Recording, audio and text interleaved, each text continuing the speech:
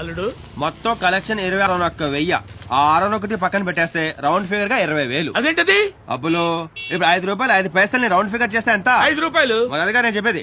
ఆ 61 పక్కన పెట్టేస్తే 20,000 కదా. అలా చెప్పు, మన దగ్గర మోసాలు కుదరవు. పవన్ కళ్యాణ్ గారు చంద్రబాబు నాయుడు గారు వాటాలు సరిగ్గా వేయట్లేదా మీరు బాధపడుతూ ఉన్నారు. ఎందుకంటే ఆయన మీకన్నా సీనియర్, మీకన్నా విజనరీ, మీకన్నా అబద్ధాలు ఆడడంలో దిట్ట. ఆయన అబద్ధాలు ఆడతాడంటే ఆయనకి మించిన అబద్ధాలు మీరు ఆడతారు, మీకు మించిన అబద్ధాలు ఆయన ఆడతాడు. ఏదో కింద మీద చేసి ప్రజల్ని నమ్మించి మోసం చేసి అధికారంలోకి వచ్చారు.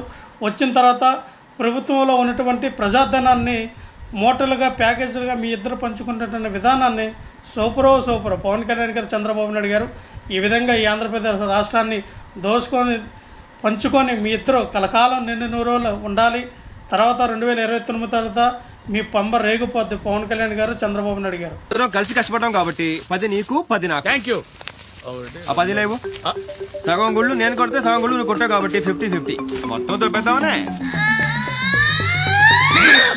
చిన్నప్పటి నుంచి చూస్తున్నా, ఎప్పుడైనా సరిగ్గా పంచావురా?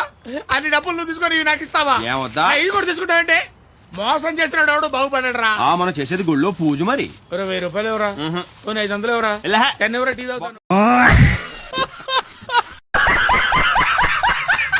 నువ్వు ఇంత టాలెంటెడ్ కమిడియన్ రా. కమిడియన్